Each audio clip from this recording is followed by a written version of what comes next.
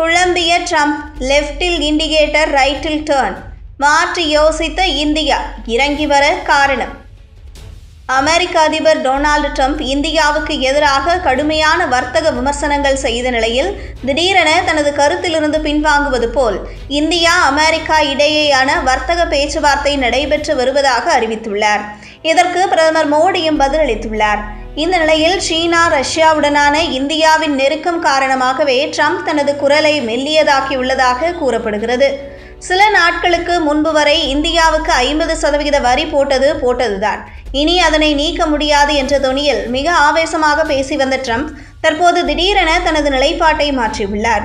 வர்த்தக தடைகளை நீக்குவதற்கான பேச்சுவார்த்தைகள் நடைபெறுகின்றன.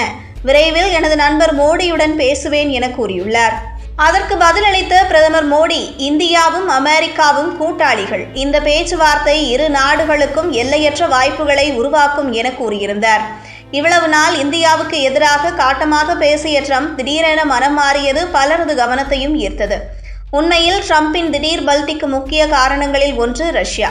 உக்ரைன் போருக்கு பின்னர் அமெரிக்கா மற்றும் ஐரோப்பிய நாடுகள் ரஷ்யாவுக்கு கடுமையான பொருளாதார தடைகள் விதித்தன. ஆனால் இந்தியா ரஷ்யாவிடமிருந்து அதிக அளவில் கச்சா எண்ணெய் வாங்குகிறது. இது ரஷ்யாவை பொருளாதார ரீதியாக வலுப்படுத்துகிறது.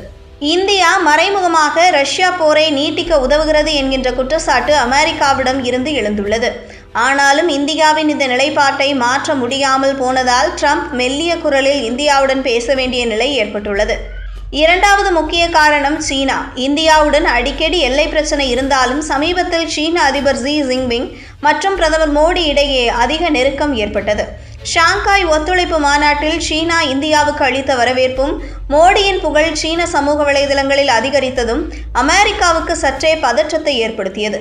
உலகின் மிகப்பெரிய பொருளாதார சக்திகளான சீனா, இந்தியா இணைந்து செல்லும் சாத்தியம் ட்ரம்பை கவலைப்படுத்தியுள்ளது என்றே கூறலாம்.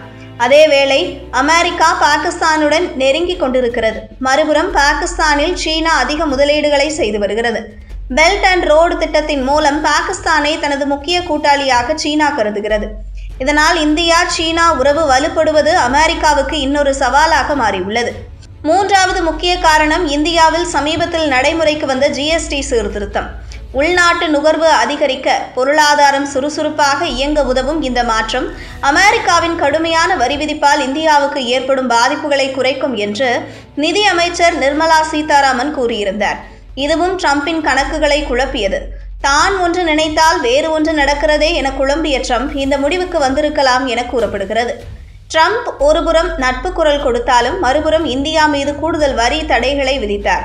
இதனால் இப்போது அமெரிக்காவை விடுத்து இந்தியா, சீனா, ரஷ்யா ஆகிய சக்தி வாய்ந்த நாடுகளுடன் நட்புறவை புதுப்பித்து வருவது அமெரிக்காவுக்கு புதிய தலைவலியை ஏற்படுத்தியுள்ளது. அமெரிக்கா விதித்த வரி விதிப்பால் இந்தியா வேறு வழியின்றி அடிபணியும் என எதிர்பார்த்த நிலையில் சீனா, ரஷ்யா உள்ளிட்ட நாடுகளுடன் இந்தியா நட்புறவை வலுப்படுத்தியதோடு அமெரிக்காவுக்கு மாற்றாக புதிய சந்தைகளை தேடியது அமெரிக்காவுக்கு பின்னடைவாக கருதப்படுகிறது. இதனால்தான் இந்தியாவுடனான உறவை புதுப்பித்துக் கொள்ள ட்ரம்ப் இறங்கி வருவதாக சொல்கின்றனர் உலக அரசியலை கவனிக்கும் நிபுணர்கள்.